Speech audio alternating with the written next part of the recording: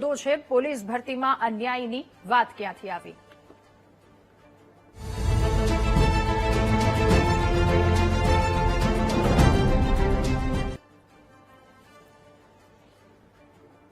પોલીસની વર્દી પહેરવું એ એક સપનું નથી, પરંતુ સ્વાભિમાન છે. નાગરિકોની સુરક્ષાનું સ્વાભિમાન, કાયદાનું રક્ષણનું સ્વાભિમાન. અને આ માટે જ યુવાનો પોલીસ બનવા માટે સપના પણ જુએ છે અને એને પૂરા કરવા માટે અથાગ પ્રયત્નો પણ કરે છે. પોલીસ ભરતીમાં પાસ થવા માટે જો સૌથી મોટો કોઈ પડકાર હોય તો એ છે શારીરિક કસોટી. ઉમેદવારો આ કસોટીમાં ક્વોલિફાય થવા માટે નિયમિત દોડની પ્રેક્ટિસ કરે છે, સ્ટેમિના બિલ્ડઅપ કરે છે. આ બધી પ્રવૃત્તિઓ યુવાનો તો કરે જ છે. તેમ છતાંય ઘણીવાર એવું બનતું હોય છે કે ગણતરીની મિનિટમાં નક્કી કરેલા 1 કિલોમીટર પૂરા ન થાય અને થોડીક સેકન્ડ માટે ઉમેદવારોનું સપનું રોડાઈ જાય છે. ઉમેદવાર ફરીથી પરીક્ષા આપે છે, ફરીથી એ જ રીતે મહેનત કરે છે અને આ તમામ ઘટનાક્રમની વચ્ચે બધું જ જ્યારે સમોસૂથરું પાર ઉતરે તો કોઈ ટેકનિકલ કારણોસર તે વર્દીથી દૂર રહી જાય છે એવું પણ બનતું હોય છે. જી હા, હું વાત કરી રહી છું પાટીદાર અગ્રણી દિનેશ બાંભણિયાએ પોલીસ ભરતીમાં ઉઠાવેલા સવાલોની. આક્ષેપ છે કે આર્થિક રીતે પછાત ઉમેદવારો કે જેમને સાથે પોલીસ ભરતીમાં અન્યાય કરવામાં આવી રહ્યો છે. કેટલાક એવા ઉમેદવારોને હાઇટ એટલે કે ઊંચાઈના માપદંડનું કારણ આપી નાપાસ કરી દેવામાં આવ્યા છે. જે ઉમેદવારો અગાઉની પરીક્ષાના હાઇટના માપદંડમાં પાસ થયા હતા એ જ ઉમેદવારોને નવી ભરતીમાં હાઇટનું કારણ આપી નાપાસ કરી દેવામાં આવ્યા છે. દિનેશ બાંભણિયાએ કરેલા આ આક્ષેપથી ભરતી પ્રક્રિયા પર સવાલ ઉઠે છે એ સ્વાભાવિક છે. ત્યારે મુદ્દો એ છે કે પોલીસ ભરતીમાં પારદર્શિતા પર લાગેલા આ આક્ષેપનું આખરે સત્ય શું છે?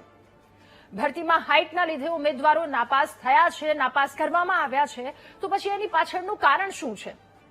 જે ઉમેદવાર અગાઉ હાઇટના માપદંડમાં પાસ થાય છે અને એ જ ઉમેદવાર નવી ભરતીમાં નાપાસ કેમ થાય છે? સવાલ આ પણ એક ઉઠી રહ્યો છે.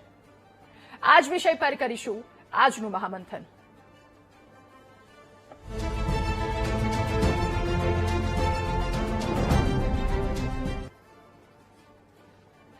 ત્યારે દિનેશ બાંભણિયા કે જેમના દ્વારા આક્ષેપ લગાવવામાં આવ્યા છે તેમણે વાત કરી છે કે અગાઉની પરીક્ષામાં જેઓ પાસ થઈ ગયા છે, બીજી વખત પરીક્ષા આપે છે ત્યારે તેઓ નાપાસ થાય છે. આ આક્ષેપ છે, પરંતુ આક્ષેપ પાછળનું એ સત્ય શું છે? શું કોઈ ટેકનિકલ પ્રોબ્લેમ અથવા તો શું કોઈ એવા નવા નિયમો સામે આવ્યા છે અથવા તો શું આ ખરેખર અન્યાય થઈ રહ્યો છે? આ તમામ સવાલો પર ચર્ચા કરીશું. આપણી સાથે થોડી જ વારમાં જોડાશે સામાજિક અગ્રણી દિનેશભાઈ બાંભણિયા. આપણી સાથે ફિઝિકલ કોચ જોડાઈ ચૂક્યા છે આકાશ શર્મા અને નિવૃત્ત ડીવાયએસપી RH હડિયાસર આપણી સાથે જોડાયા છે. ક્લાસીસ સંચાલક દીપકભાઈ ભટ્ટ આપણી સાથે જોડાયા છે. આપ સૌનું ખૂબ સ્વાગત છે મહામંથનમાં. શરૂઆત હડિયાસર આપનાથી કરવી છે. સર, જે કેટલાક સવાલો ઉઠાવવામાં આવ્યા છે કે જે ઉમેદવારો અગાઉની પરીક્ષામાં પાસ થઈ ગયા છે, ફિઝિકલ ટેસ્ટ જેમણે પાસ કરી છે, એ જ ઉમેદવારો બીજી વખત જ્યારે પરીક્ષા આપે છે ત્યારે નાપાસ થાય છે અને ઉમેદવારોના સપના રોડાય છે. આ આક્ષેપો છે એ શું કારણ હોઈ શકે? એ પાછળનું શું સત્ય હોઈ શકે? શું કહેશો આપ? ઓકે, થોડી ટેકનિકલ પ્રોબ્લેમ છે. ત્યારે ફિઝિકલ કોચ આપણી સાથે જોડાયા છે આકાશભાઈ. આકાશભાઈ, આપને પણ એ જ સવાલ પૂછવો છે. પહેલા તો આ અન્યાય થઈ રહ્યો છે, ક્યાંક એવા સવાલો ઉઠાવવામાં આવ્યા છે, ત્યારબાદ આ સ્વાભાવિક રીતે સવાલ ઉઠી રહ્યો છે. આ મુદ્દા પર આપની પ્રથમ પ્રતિક્રિયા શું છે?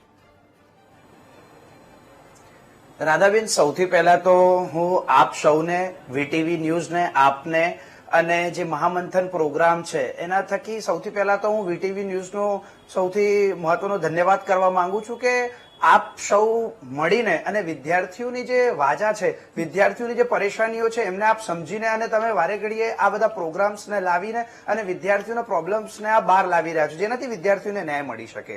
હવે વાત કરીએ રાધાબેન કે જે વિદ્યાર્થીઓ અગાઉની ભરતીમાં હાઇટ પાસ હતા, અગાઉ પરીક્ષા આપી છે, રિટર્ન એક્ઝામ આપી છે, પણ કોઈ કારણસર પાસ નથી થઈ શકી રહ્યા, એ આ વખતે પાછા પરીક્ષામાં ઉતર્યા છે, પાછી ફોર્મ ભર્યા છે, પૈસા ભર્યા છે, ફોર્મ ભર્યા પછી એ લોકો હવે પાછી તૈયારીમાં લાગ્યા, રનિંગ પાસ કરી અને એવું જાણવા મળી રહ્યું છે કે હવે એ પાછા હાઇટ ફેલ કરવામાં આવ્યા.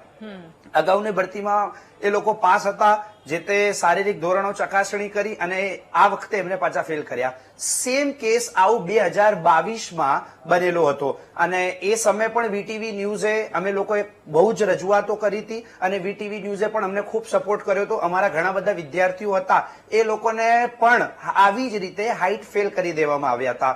એકચ્યુઅલમાં રાધાબેન જે પોલીસ કોન્સ્ટેબલની અંદર 165 સેન્ટીમીટર જનરલ કેટેગરી માટે હાઇટનું એક ધારાધોરણ નક્કી કરવામાં આવ્યું છે કે એસટી માટે શેડ્યુલ ટ્રાઇબ્સ માટે 162 છે અને જનરલ કેટેગરી માટે 165 હાઇટ છે.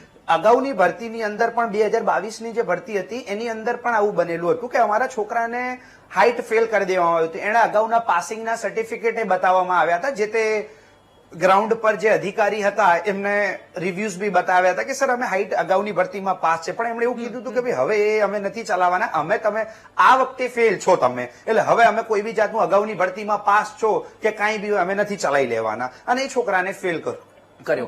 રાધાબેન સમજવાની વાત એ છે કે એ સમયે પોલીસ ભરતી બોર્ડના અધ્યક્ષ હતા ભાઈ હસમુખભાઈ પટેલ શ્રી સાહેબ હતા. અમે આ પ્રશ્નને લઈને 5-10 વિદ્યાર્થીઓ જે હાઇટ ફેલ હતા એમને લઈને અમે હસમુખભાઈ પટેલ સાહેબનું પહેલા તો એડ્રેસ નહોતો મળતો ને એડ્રેસ મળ્યો એ પછી અમે 2 કલાક ઉભા રહ્યા અને હસમુખભાઈ પટેલને જઈને મળ્યા. એટલે હસમુખભાઈ પટેલ સાહેબ એવો જવાબ આપ્યો કે ભાઈ હવે કામ કરો, હવે તમને હાઇટ ફેલ કરી દેવામાં આવ્યા છે એટલે હવે તમે તમારો સમય બગાડશો નહીં, હવે તમને હાઇટ પાસ કોઈ નહીં કરાવી શકે, તમે એક કામ કરો, આવતા વખતની જે ભરતી છે એમાં તમે તૈયારી કરો અને હવે તમે આવતા વખતની ભરતીમાં તમે તૈયારી કરો, હવે તમે આમાં હાઇટમાં કશું થશે નથી. એ પછી બેન અમે 2-3 નિષ્ણાંતોને મળ્યા અને જયારે વકીલશ્રીઓને મળ્યા અને વકીલ સાહેબને જયારે મળ્યા ત્યારે અમે એમને અમારી રજૂઆતો કરી કે સાહેબ આમાં આવી રીતે છે અને આવી રીતે છે. એટલે પછી અમે અમારો જે વિદ્યાર્થીઓ હતા એમના બધાનો અમે મેડિકલ સિવિલની અંદર અને એલજી હોસ્પિટલની અંદર અમે એ લોકોના મેડિકલ કરાયા. અને મેડિકલ જયારે અમે એ લોકોના કરાયા ત્યારે એવું જાણવા મળ્યું મેડિકલમાં કે આમની તો હાઇટ 165 પ્લસ થઈ રહી છે, તો આમને ફેલ કઈ રીતના કર્યા. હવે મને નથી સમજાઈ રહ્યું કે આ લોકોને ફેલ કઈ રીતના કર્યા, પણ જે બી હોય બેદરકારી હોય જાણી જોઈને હોય એ મને નથી સમજાઈ રહ્યું કેમ ફેલ કર્યા ખબર નથી. એમો જે મેડિકલ ઓફિસર જે એલજી ના સિવિલ હોસ્પિટલના હતા એ લોકો એમનું બકાયદા મેડિકલ પૂરું એક્ઝામિનેશન કર્યું, હાઇટ વેઇટ ચેસ્ટ બધું, અને એમની અંદર એ ખરા ઉતર્યા. એ મેડિકલ સર્ટિફિકેટને અમે લઈને અને પછી અમે હાઈકોર્ટમાં અને પિટિશન દાખલ કરી અને પિટિશનમાં વકીલ શ્રી સાહેબે અમારી પિટિશનમાં રજૂઆત કરી અને પછી એમને પાછો ઓર્ડર કરાવડાયો 16 સિવિલમાં હાઇટ માપવાનો એમની પાછી પ્રોસેસ કરાવડાઈ. અને એસપી સાહેબ એ ટાઈમે સાહેબશ્રી હતા અને એ ટાઈમે સાહેબશ્રીની હાજરીમાં ડોક્ટર મેડમની હાજરીમાં એમની પાછી હાઇટ માપી અને હાઇટ માપીને એ લોકો તમામ ઉમેદવારોમાંથી લગભગ 5 જણા ઉમેદવારોને મેડમ તમારી જાણવા માટે હું કહીશ કે 5 ઉમેદવાર ઉત્તીર્ણ થઈ ગયા, હાઇટમાં પાસ થઈ ગયા. એટલે આ મુશ્કેલીનો સામનો અગાઉ પણ કરી ચૂક્યા છે. બિલકુલ આકાશભાઈ, એકવાર દિનેશભાઈને સાંભળી લઈએ. કરી ચૂક્યા છે, વારે ઘડીએ થાય. આકાશભાઈ ફરી એકવાર આપની પાસે આવું, દિનેશભાઈને એકવાર સાંભળી લઈએ, એમને જે વાતને લઈને સવાલો ઉઠાવ્યા છે. ગુજરાત સરકારની પોલીસ ભરતી બોર્ડની અંદર પાટીદાર સમાજના ઈડબ્લ્યુએસ ઉમેદવારોને અન્યાય થવાની પ્રક્રિયાઓ અમારી સામે આવી છે. ખાસ કરીને જાતિ વિષયક શબ્દો બોલીને પાટીદાર સમાજને નોકરીની ક્યાં જરૂરિયાત છે એવા શબ્દો વાપરીને ગાંધીનગર અને અન્ય કેન્દ્રોમાં ઉમેદવારોને 2019 અને 2025ના ઊંચાઈ વિભાગ વિષયમાં પાસ થયેલા ઉમેદવારો, રનિંગમાં પાસ થયેલા ઉમેદવારોને 2026ની રનિંગ પાસ કર્યા પછી ઉમેદવારોને ઊંચાઈમાં નાપાસ કરવામાં આવ્યા છે. એટલે આ બાબતે અમે તંત્રને રજૂઆત કરી છે. સાથે સાથે એ જે જાતિ વિષયક ટિપ્પણીઓ થઈ રહી છે તેને લઈને પણ અમે માન્ય ગૃહમંત્રીશ્રીને રજૂઆત કરવાના છીએ. એટલે દિનેશભાઈને સાંભળ્યા, એમને જે સવાલો ઉઠાવ્યા છે. ફરી એકવાર હડિયાસર એ સવાલની સાથે આપની પાસે આ મુદ્દા પર આપની પ્રથમ પ્રતિક્રિયા. સવાલ એ થઈ રહ્યો છે, આકાશભાઈએ જે જણાવ્યું અગાઉ પણ 165 પ્લસ જેમની હાઇટ હતી એમની સાથે ક્યાંક ને ક્યાંક અન્યાય થયો છે. એટલે પહેલા તો એસઓપી શું છે, આવું શા માટે થઈ રહ્યું છે, પાછળનું સત્ય શું છે, શું કોઈ નિયમ બદલાયા છે, કોઈ ટેકનોલોજીમાં ફેરફાર શું હોઈ શકે?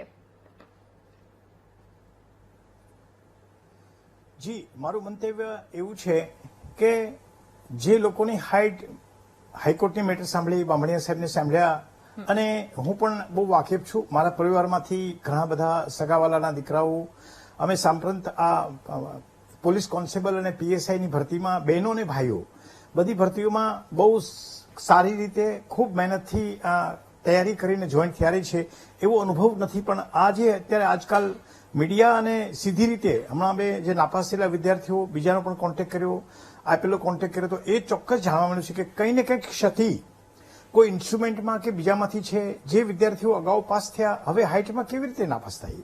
જે લોકો હાઈકોર્ટ મેટર લાસ્ટ ટાઈમમાં ગયા, હાઈકોર્ટના હુકમથી એમની પાછી રી એક્ઝામ થઈ, હાઇટમાં પાછા લેવામાં આવ્યા. એટલે કોઈને કોઈ કઈ સિસ્ટમથી માપણી થઈ છે અને માપણીમાં ઇન્સ્ટ્રુમેન્ટની કોઈ ફોલ્ટ છે, અન્યથા ભરતી બોર્ડ કોઈને કોઈ અન્યાય કરે એવું મને લાગતું નથી, પણ ક્યાંક ખોટું થઈ રહ્યું છે એ નિર્વિવાદ એવું લાગે છે કે ક્યાંક ને ક્યાંક આ ખોટી વાત છે. સર, કોઈ એવી એસઓપી અથવા તો કોઈ એવી વસ્તુ હોઈ શકે કે ઉમેદવારને અગાઉની પરીક્ષામાં પાસ થયા છે એ સર્ટિફિકેટ, એ રિઝલ્ટ, એ માપદંડો બતાવી અને બીજી વખત જે નાપાસ કરવામાં આવે કદાચ ક્યાંક ત્યાં ન્યાય મેળવી શકે? બસ નામદાર હાઈકોર્ટ સિવાય ક્યાં આપણી પાસે કોઈ બીજો રસ્તો છે? જ્યારે ભરતી બોર્ડમાં મુકાયેલા અધિકારીઓ એના એક્ઝામિનેશનમાં એ જે તારણ આપે એ જ સર્વમાન્ય ગણાય અને પછી ખરેખર સાયન્ટિફિક અન્યાય થયો હોય, કુદરતી ન્યાયના વિરુદ્ધમાં અન્યાય થયો હોય તો નામદાર હાઈકોર્ટ સિવાય આપણી પાસે કોઈ રસ્તો નથી. જે લાસ્ટ ટાઈમ વિદ્યાર્થીઓ પાસ થયા એ એના કારણે પાસ થયા કે નામદાર કોર્ટે એમને ફરી એક્ઝામની જે જજમેન્ટ આપ્યું એના આધારે એ લોકો લેવાયા. ઓકે, દીપકભાઈ, હવે આપની પાસેથી જાણવું છે, સમજવું છે કે કેટલા બધા વિદ્યાર્થીઓ આપની પાસે આવતા હશે, કેવા સપનાને લઈને. એટલે કાળી મજૂરી મહેનત કરતા એ વિદ્યાર્થી ફિઝિકલ ટેસ્ટ માટે પણ એટલી મહેનત કરતા હોય છે, એ પ્રેક્ટિકલ માટે પણ એટલી મહેનત કરતા હોય છે, અને પછી જ્યારે આવું થાય ત્યારે વિદ્યાર્થીની પરિસ્થિતિ શું થાય છે? આ અન્યાયની જે વાત કરવામાં આવી રહ્યું છે કે અગાઉ પાસ થાય છે એ જ વિદ્યાર્થી પછી હાઇટ વધે ઘટે, આનું ટેકનિકલ કારણ અથવા તો કોઈ એવી વસ્તુ તો કોઈ સામે અત્યાર સુધી નથી આવી. તમને શું લાગી રહ્યું છે, સત્ય શું હોઈ શકે? સરસ આકાશ સરે જે વાત કરી એ પ્રમાણે આ વખતેની ભરતીમાં જે અનુસૂચિત જનજાતિના જે ઉમેદવારો હોય છે એને 162 સેમીની જરૂર છે હાઈટ, અને ભાઈઓને, અને અનુસૂચિત જનજાતિ સિવાયના ભાઈઓને 165 સેમીની હાઈટ. બહેનોની જો વાત કરીએ તો અનુસૂચિત જનજાતિના બહેનો જે છે 150 સેમીની હાઈટ, અને અનુસૂચિત જનજાતિ સિવાયના બહેનોને 155 સેમીની હાઈટ જરૂર છે. હવે આ જે ધારાધોરણ જે રાખેલું છે ક્રાઇટેરિયા, એમાં હું તમને એક જ ઉદાહરણ આપીશ કે અમારા ઓજસ પાસે અમરેલીમાં આ વખતે 25 જાન્યુઆરી 2024 ના રોજ રાજકોટમાં એક ઉમેદવાર જે જાય છે દોડવા માટે, એના રોલ નંબર 164 હતા. તો હવે એ દોડમાં પાસ થઈ ગયા, એટલે કે પીઈટી પાસ કર્યું, ટીએસટી છે આવે ટ્રેનિંગ આપે એમાં ફેરી ગયા. એને કહેવામાં આવ્યું કે ફેલ છે, 152.4 હાઈટ થઈ. જેને સામાન્ય રીતે કહે છે કે વ્યવસ્થિત આપો એટલે હું ફેલ છું તો 152.5 થઈ, સુધારી નહીં. તો પછી અપીલમાં ગયા, અપીલમાં 152.7 છે. તો 3 વખત માપવા હોય તો 3 વખત જુદી જુદી થાય. વખતે 50 બહેનો અપીલમાં ગયા હતા, 50 માંથી 3 બહેનો પાસ થઈ. તો પેલા ફેલ કર્યા, અપીલમાં ગયા તો 3 ને પાસ કર્યા. પણ આ તો એક જે કઈ ખામી હોય, પણ છેલ્લે વાત કરું તો બેન જે વાત કરતા હતા મને પછી કે મને કે મારું વાંધો નથી, પણ એક બેન સુરેન્દ્રનગરના હતા કે 2 વખત બેન હાઈટમાં પાસ થઈ ગયા, દોડમાં પાસ થઈ ગયા, લેખિતમાં પાસ થઈ ગયા, ડોક્યુમેન્ટ વેરિફિકેશન 2 વખત કરી એવા છે, છેલ્લા મેરિટમાં નીકળી ગયા. તો આ વખતે ઈ બેનને ફેલ કર્યા હાઈટના કારણે. એટલે આવી રીતના બને છે ઘટના. વાત હું પણ સહમત છું, પણ એક મારું અંગત મંતવ્ય બહુ ઘણા કારણો હોઈ શકે. એમાં એક કારણ રજૂ કરીશ કે જે મૃત્યુની ઘટના દોડમાં બને છે આ વખતે વેલાહાર દોડી અને તરત જ હાઈટ માંગે છે. એટલે દોડતા હોય એટલે કેલરી વપરાય છે, શક્તિ વપરાય છે, એટલે આપણે વિદ્યાર્થી કડક ન ઉભા રહી શકીએ. એટલે જોઈએ ને એટલી હાઈટનું વિદ્યાર્થી કહેતા ગમે તો આ સિવિલમાં નોકરી આટલી હાઈટ થઈ, ત્યાં થોડોક માઇનોર ફેર આવ્યો, પણ દોડ્યા હોય એટલે તરત જ હાઈટ એટલા માટે વપરાય પછી વેલા પૂરું. અને દિવસ જે સૂર્ય ઉગે પહેલા દિવસ ઉગે પહેલા દોડ પૂરું કરી નાખે છે, જેથી કરીને મૃત્યુ ઘટના ન બને એને ધ્યાનમાં રાખે. તો એ કદાચ મારું અંગત મંતવ્ય છે, કદાચ આવું હોઈ શકે. થોડી એ વખતે ભૂતકાળમાં એવું બન્યું હતું કે ભાઈ દોડ પછી અડધી કલાક પછી હાઈટમાં, આ વખતે તરત જ હાઈટમાં આપે એટલે કારણે કદાચ આવું હોઈ શકે. એક વાત કરું કે એ જે બેને જે 3 અલગ અલગ હાઈટ આવી, ભૂતકાળમાં હાઈટમાં પાસ થઈ વિદ્યાર્થીઓ વાત કરે એટલે અમને ખ્યાલ આવે. ઓકે દીપકભાઈ. દિનેશભાઈ બાંભણિયા આપણી સાથે જોડાયા છે. દિનેશભાઈ, આપનું પણ ખૂબ સ્વાગત છે મહામંથનમાં. દિનેશભાઈ, આપે કેટલાક સવાલો ઉઠાવ્યા છે.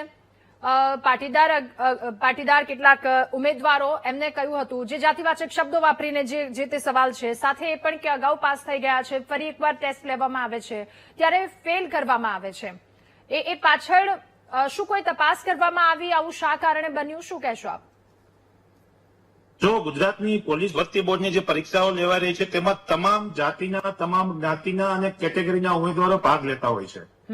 કોઈ પણ ઉમેદવારને અન્યાય થાય એ ક્યારે પણ ચલાવી ન લેવાય, ચાહે કોઈ પણ કેટેગરી, કોઈ પણ જાતિમાંથી કે જ્ઞાતિમાંથી આવતો વ્યક્તિ હોય. દરેક વ્યક્તિ પોતાના બાળકને લાખો રૂપિયાનો ખર્ચો કરી અને સમય બગાડીને 5-5, 7-7 વર્ષથી દીકરો પોલીસમાં લાગે, ભરતીમાં લાગે, સરકારી નોકરીમાં લાગે એના માટેના પ્રયાસો કરતા હોય છે. ગરીબ પરિવારો પોતાના આવકમાંથી ખર્ચો બાદ કરીને કહેવાય ને કે પેટે પાટા બાંધીને દીકરા દીકરીઓને ભણાવે છે. અને એમાં કોઈ વ્યક્તિગત સરકારનો અભિગમ સારો છે કે ભાઈ પરીક્ષાઓ પારદર્શક લેવાય એના માટેની બધી વ્યવસ્થાઓ થઈ રહી છે. પરંતુ હું આપને કહું કે મારી પાસે 9 જેટલી વિગતો લેખિતમાં અને કાયદેસર, હું આપને એક દીકરીની વાત કરું કે જે દીકરી 2019માં એલઆરડીની પરીક્ષા પાસ કરી બેઠી છે અને જેને એ દીકરીને મેરિટમાં એને ઇસ્યુ થયો નહીં ના આવી, એટલે એની હાઈટ તો 2019માં જ પાસ થઈ ગઈ છે. 2025માં એને એલઆરડીની પરીક્ષા રનિંગ અને હાઈટ બંને પાસ કરી, પ્રિલિમ પાસ કરી, મેન્સમાં નાપાસ થઈ. હવે 2026માં એ દીકરી રનિંગ પાસ કરે છે અને હાઈટમાં એમ કે છે કે તમારી હાઈટ નથી થતી. હવે 2019માં હાઈટ અને 2025માં હાઈટ પાસ થઈ ગઈ હોય, એના કોલ લેટરો છે, એના પાસિંગના રિઝલ્ટમાં નામ આવેલા છે, તો એ દીકરીને અત્યારે હાઈટ ઓછી ક્યાંથી થાય? તમે વિચારો કે કુદરતી વસ્તુ તમે જોવો છો કે એક વ્યક્તિની હાઈટ ક્યારેય પણ હાઈટ ઘટવાનો પ્રશ્ન ઉભો થાય જ નહીં, નેવર. હજી વજન ઘટે, પરીક્ષામાં માર્ક્સ ઘટે, રનિંગની સ્પીડ ઘટે, આ બધી વસ્તુ માની શકાય, પણ હાઈટ કઈ રીતે ઘટે? અને 2 પરીક્ષા પાસ કર્યા પછી 6 વર્ષના પીરિયડ પછી તમે ત્રીજી પરીક્ષામાં એમ કહો છો કે હવે તમે રનિંગમાં પાસ થઈ ગયા એટલે તમને હવે હાઈટમાંથી કાઢી નાખવામાં આવે છે. આ વિષય થયો એક પરીક્ષાની ટેસ્ટનો. બીજો પ્રશ્ન એ થયો કે એ દીકરીને એવું કહેવામાં આવ્યું, ગાંધીનગરના પોલીસ રનિંગ સેન્ટરની વાત કરી છું જ્યાં એક્ઝામ લેવાઈ રહી છે. દીકરીનું આઈડેન્ટિટી ને બધું અમે પોલીસ ભરતી બોર્ડને જમા કરાવ્યું છે, એને લેખિતમાં અરજી પણ આપી છે. તો એ દીકરીને એવું કહેવું જોઈએ કે ભાઈ તમે ફરીથી એકવાર ટેસ્ટ કરવા માટે તમને ફરીથી બોલાવીશું, તમારી રજૂઆત બરાબર છે, જો ફરીથી ટેસ્ટમાં ક્યાંય પણ ખામી નીકળશે તો તમારી સામે અમે તમને નાપાસ કરીશું. પરંતુ એને એમ કહેવામાં આવે છે કે તમારે પાટીદારોની ક્યાં નોકરીની જરૂર છે, તમે શું કામ આમાં નોકરી લેવા માટે આવો છો, તમારી પાસે તો જમીનો છે, ખેતી છે, તમારા મા બાપને તો નોકરીની જરૂર નથી. આવા જાતિ વિષયક શબ્દો કોઈ પણ સમાજની વ્યક્તિને, કોઈ પણ સમાજના દીકરા દીકરીને કહેવાનો અધિકાર નથી. એટલે અમારો એની સામે સખત વાંધો છે. બીજી બાબત એ છે કે જરૂરિયાત છે કે નહીં જરૂરિયાત નથી, એ દીકરી 7 વર્ષથી પોતાની જિંદગીની મહેનત લગાવી રહી છે, એમાં તમે શું નક્કી કરશો કે એને લેવાની કે ના લેવાની? એટલે આવી રીતે જે વસ્તુ થઈ રહી છે. બીજી મારા આગળના જે વક્તાઓએ વાત કરી કે હાઈટમાં, રનિંગમાં, બોડીમાં, આંખના વિઝનમાં દરેક જગ્યાએ વિદ્યાર્થીઓની કોઈ પણ વાત સાંભળવામાં આવતી નથી, એ મારો ખુલ્લો આક્ષેપ છે. તમે કોઈ વિદ્યાર્થીને ડાઉટ લાગે છે તો એના માટે રીટેસ્ટની વ્યવસ્થા કરો, રનિંગ છે, આ થોડી પ્રિલિમ પરીક્ષા છે. તમે મેરિટની વાત કરો છો તો રાખો છે, કોઈ પણ સમાજનો વ્યક્તિ હોય, કોઈ પણ દીકરો હોય. હવે જે દીકરાઓને તમે પરીક્ષા લેવા માટે દીકરાઓ 1-1 વર્ષથી ટ્રાય કરી રહ્યા છે, 1-1 વર્ષથી બિચારા પરીક્ષા આપવા માટે મહેનત કરી રહ્યા છે. અમુક દીકરાઓ તો એવા છે જે 5-5, 7-7 વર્ષથી પરીક્ષા આપવા માટે ટ્રાય કરી રહ્યા છે. હું આપને કહું, કોઈ એસટી સમાજનો દીકરો હોય, કોઈ શેડ્યુલ ટ્રાઇબલનો દીકરો હોય, તો તમને એના ઘરની પરિસ્થિતિ શું ખબર છે? એના મા બાપ બિચારા ગાંધીનગરમાં, અમદાવાદમાં ટ્રેનિંગ લેતા વિદ્યાર્થીઓને ખાવાના પૈસા નથી મોકલતા. એ એમ સમજે છે કે મારો દીકરો ભણી લે એટલે મારે નોકરી આવે, એના મા બાપને ખબર પણ નથી હોતી. હું ગાંધીનગરમાં રહું છું, હું એવા હજારો સંખ્યામાં વિદ્યાર્થી, દરેક સમાજના વિદ્યાર્થીઓને મળું છું કે જે લોકો બિચારા ગામડામાંથી એક સપનું જોઈને પરીક્ષા પાસ કરવા માટે આવે છે. એ પોતાની લાયકાત પ્રૂવ ન કરી શકે તો એને કોઈ વાંધો નથી હોતો, એ બિચારો સહન કરીને જતો રહે છે. પણ તમે એને ખોટી રીતે નાપાસ કરો એ તો ક્યારેય પણ ચલાવી નહીં લેવાય. અમે આજે બહુ સ્પષ્ટ કીધું છે અને સરકારને પણ રજૂઆત કરી છે અને લેખિતમાં કરી છે, અને અમે ગૃહમંત્રીશ્રીને પણ મળવાના છીએ. પણ જો આવી રીતે જ પરીક્ષા લેવાની હોય તો આની હરાજી કરી દેવી જોઈએ. ફક્ત પરીક્ષા લઈને છોકરાઓનો કોઈ વિદ્યાર્થીઓનો સમય ના બગાડવો જોઈએ. તમે વિચાર કરો, જિંદગીના 7 વર્ષનો પીરિયડ કોઈ દીકરો કે દીકરી, કોઈ પણ સમાજનો વ્યક્તિ પોતાની જિંદગીની એક પરીક્ષા માટે જો એ રાહ જોઈને બેઠો હોય અને એમાં આવું થાય તો આ પરીક્ષાને પારદર્શકતા, આની પરીક્ષા જ ના લેવી જોઈએ. બિલકુલ નિવૃત્ત ડીવાયએસપી હડિયાસર, એક સવાલ આપને પૂછવો છે. જેવી રીતે હમણાં દિનેશભાઈએ વાત કરી, આકાશભાઈ આપની પાસે એક જ મિનિટ આવું છું. હડિયાસર, સવાલ એ થઈ રહ્યો છે કે જેમને લોકોનું સાંભળવાનું છે, લોકોની મુશ્કેલી સાંભળવાની છે, કઈ કઈ એ પરિસ્થિતિમાંથી પસાર થાય છે, એ ગુનાઓ સાંભળવાના છે, જો એ જ વ્યક્તિ જે તૈયારી કરે છે એમનું જ નહીં સાંભળે તો પછી આ તો કેવી રીતની વાત થઈ? મેં બામણીયા સાહેબને સાંભળ્યા, આપને રાધાબેન સાંભળી રહ્યો છું.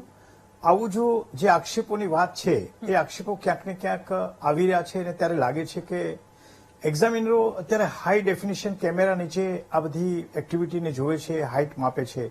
એની વચ્ચે ખોટું નહીં થવું જોઈએ, છતાં આ જે સત્ય ઘટનાઓ સામે આવે છે ત્યારે ક્યાંક ને ક્યાંક સરકારે અને ઇમ્પ્રુવ કરીને એ લોકોને અન્યાય ન થાય એના માટે એને યોગ્ય ન્યાય આપવો જોઈએ એવું મતમાં છું. અન્યાયની સામે લડતા બહુ વાર લાગે છે, એને ન્યાય મળતો જ નથી. હાઈકોર્ટ જેવું એ તો બહુ મોટી વાત છે, બહુ સમય જતો રહે એટલે એનું કેરિયર બગડી જાય છે. અને આવા કારણસર કેરિયર બગાડનારા સામે પણ એક્ઝામથી દૂર કરવા જોઈએ, જેથી કરીને જે ભરતીમાં આવનારા માણસો, રાત દિવસ મહેનત કરનારા માણસોને ખરેખર ન્યાય મળી શકે. ચર્ચા આગળ વધારીશું. આકાશભાઈ, ફરી એકવાર આપની પાસે આપની વાત રજૂ કરતા હતા એ પણ, અને આ દિશામાં બીજા કોઈ વિદ્યાર્થી કે જેમની સાથે આવી રીતે તેમને આ વસ્તુ ફેસ ન કરવી પડે. ખૂબ ટૂંકમાં આપની વાત દિનેશભાઈ પાસે પછી જવાનું છે. આકાશભાઈ. હા દાદાબેન, હવે મારે શોર્ટમાં એટલું જ કહેવાનું છે, પોલીસ ભરતી બોર્ડ તમામ પ્રયત્ન કરી રહી છે કે ભરતી પારદર્શી થાય, સરકાર બી પ્રયત્ન કરી રહી છે ભરતી પારદર્શી થાય, પણ હવે અમુક અધિકારીઓ ગ્રાઉન્ડ પર એમના ઈગોના કારણે, છોકરાઓના અમુક કોઈ ખોટા શબ્દોના કારણે કે રિએક્શનના કારણે એ લોકો એમને કદાચ ફેલ કરતા હોય કે જે બી કારણ છે, ભૂલથી કે જે ઇક્વિપમેન્ટ છે એમની બેદરકારીના કારણે કે એમની જેને કહેવાય કે મિસ સિસ્ટમના કારણે કદાચ ભોગ બનતા હોય, તો આવા વિદ્યાર્થીઓ જે ફેલ થયા અને 164.5 164 પોઈન્ટ જે માઇનર ફરક આવી રહ્યો છે ને એ લોકોને ફેલ કરી રહ્યા છે. મારી સરકારને વિનંતી એવી છે કે આવો વિદ્યાર્થી જે આ તૈયારીમાં પડે છે એ 5-6 વર્ષ 7 વર્ષથી, સાહેબે કીધું દિનેશભાઈએ કે આવી આટલા વખતથી એ તૈયારી કરે છે અને આટલી તૈયારી કર્યા પછી 5-6 વર્ષ એના પૈસાથી તો પાયમાલ થઈ જ જાય છે, બરાબર. એ પછી આ ભરતીમાં પાસ થવા માટે, પોતાની સાબિતી કરવા માટે હાઈકોર્ટના દરવાજે જાય છે અને હાઈકોર્ટનો જયારે બાયણો ખખડાવે છે એટલે કોઈ બી વકીલ સાહેબ શ્રી છે એમની 25-50 હજાર જે બી ફીસ છે એ 25-50 હજાર આવો ગરીબ વિદ્યાર્થી ફીસ ક્યાંથી લાવે વકીલની મને નથી સમજાઈ રહ્યું, બરાબર.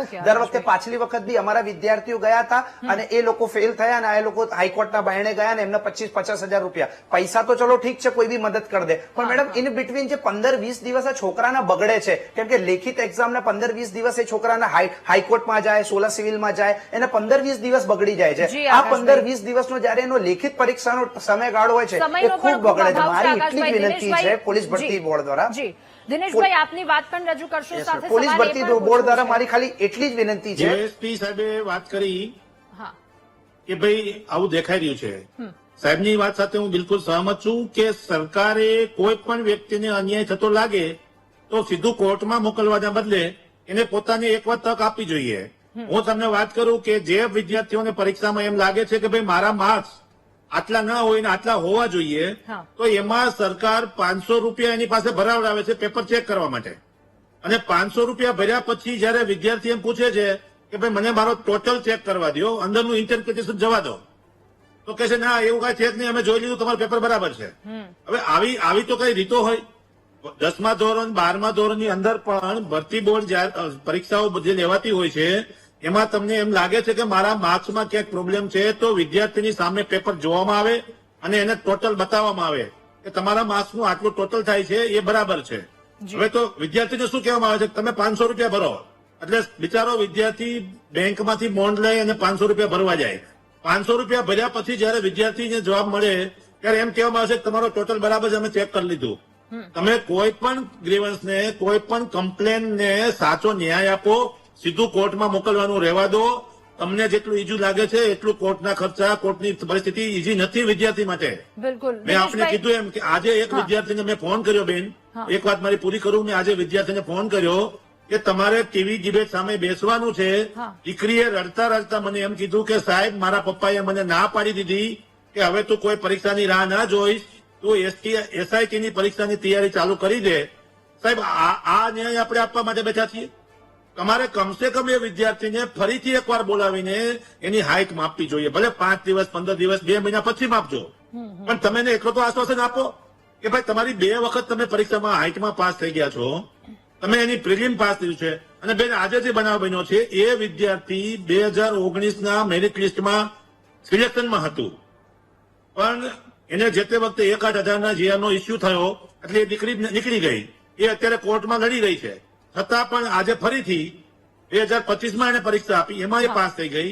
2026ની પરીક્ષામાં એને હાઇટમાં કાઢી નાખવામાં આવી અને એને આવા શબ્દો વાપરવામાં આવ્યા. શબ્દો બી ચાલો આપણે કદાચ એકવાર એવું માની લઈએ કે શબ્દો પ્રેમના પણ હશે અથવા ગુસ્સાના પણ હશે, જે કઈ શબ્દોની ભાષા હોય આપણને ખબર નથી કઈ લેંગ્વેજમાં કીધું હોય, પરંતુ તમારે એ દીકરીને બોલાવીને ફરીથી માપવી જોઈએ. એટલે એની દિનેશભાઈ હાઇટમાં મારો એને સવાલ એ સેટિસ્ફેક્શન છે આપવું જોઈએ. આપને દિનેશભાઈ કોર્ટમાં આપને સવાલ એ મોકલવો એ પૂછી રહી કોઈ છું. પણ જાત, અને હવે હું તો વિદ્યાર્થીઓને રિક્વેસ્ટ કરું છું હા, કે હા. તમે કોઈ પણ કોર્ટમાં ના જશો. બેન 7 વર્ષથી જે વિદ્યાર્થીઓ કોર્ટમાં ગયા છે, 11 વર્ષ થયા, એ દીકરીઓને હજી પણ ન્યાય મળ્યો નથી. એને એક બાજુ ઓર્ડર ફેવરમાં આવે છે તો સરકાર અપીલમાં જાય છે, અપીલમાં જાય પછી ડબલ અપીલમાં જાય છે અને સુપ્રીમમાં જાય છે. જે દીકરીઓ અમારે ત્યાં પરીક્ષાની તૈયારી કરવા માટે આવતા હતા એ અત્યારે પોતાના બબે બાળકો લઈને ગાંધીનગરમાં આટા મારે છે. દિનેશભાઈ આ વિદ્યાર્થીઓ ન્યાયની સાથે વાત ના લડતમાં કહેવાય. છો, ક્યાં સુધી એમની સાથે લડતમાં રહેશો? કારણ કે અત્યારે સફળ થઈ હું રહ્યા છે, આવતીકાલે કેટલાય આજીવન લોકો વિદ્યાર્થીઓ સફળ. સાથે લડતમાં છું. કોઈ પણ કેટેગરી, કોઈ પણ સમાજનો વિદ્યાર્થી આવીને મને કમ્પ્લેન કરે છે, હું એની સત્યતા તપાસું છું અને તપાસ્યા પછી જ હું અવાજ ઉઠાવું છું. જી. અને એ દીકરીને હું 100% કોઈ પણ સમાજ, કોઈ પણ કેટેગરીની વિદ્યાર્થીની આવશે, વિદ્યાર્થી માટે જાતિ જ્ઞાતિ ના હોય, બિલકુલ. પરંતુ જો કોઈ પણ વિદ્યાર્થી આવીને વાત કરશે કે મને અન્યાય થયો છે, તો એને કોર્ટ કચેરીમાં પણ અમે મફતમાં લડીએ છીએ. એના માટે અમે Okay. કોઈ પણ જાતની 5 પૈસાની ફી વકીલોની અમે લીધી નથી અત્યાર સુધીમાં. બિલકુલ. તો અમારું કહેવાનું એવું છે કે સમાજના આગેવાનો પણ આ બાબતથી ધ્યાન રાખે. તમે સંસ્થાઓ ચલાવો છો, તમે છોકરાઓને ટ્રેનિંગ આપો છો, પણ એને ખોટી રીતે કાઢી નાખવામાં આવે તો કોઈ પણ કેટેગરીના સમાજના લોકો હોય એને સરકારમાં આ વાતને યોગ્ય પ્લેટફોર્મ ઉપર પહોંચાડવી પડે એવી સ્થિતિ બિલકુલ છે. જી, આપ સૌનો ખૂબ આભાર મહામંથનમાં અમારી સાથે જોડાવા બદલ, આ મુદ્દા પર ચર્ચા કરવા બદલ. તો કેટલાક સવાલો ઉઠ્યા છે. એ વિદ્યાર્થી ગરીબ પરિવારનો, મધ્યમ વર્ગીય પરિવારના, કે જે વિદ્યાર્થી કેટલાય વર્ષોથી મહેનત કરે છે અને ક્યાંક આવી ખામીના કારણે, ક્યાંક આવી ભૂલના કારણે વિદ્યાર્થીને ભોગવવું પડે છે, એનું ભવિષ્ય પણ આ વાતને લઈને ભોગવે છે. એટલે યોગ્ય પગલાં લેવામાં આવે, યોગ્ય કાર્યવાહી કરવામાં આવે, જેથી વિદ્યાર્થીનું ભવિષ્ય ન રોડાય. આ સાથે મહામંથનમાં હાલ બસ આટલું જ. વધુ સમાચાર અપડેટ્સ માટે આપ જુઓ VTV ન્યૂઝ. નમસ્કાર.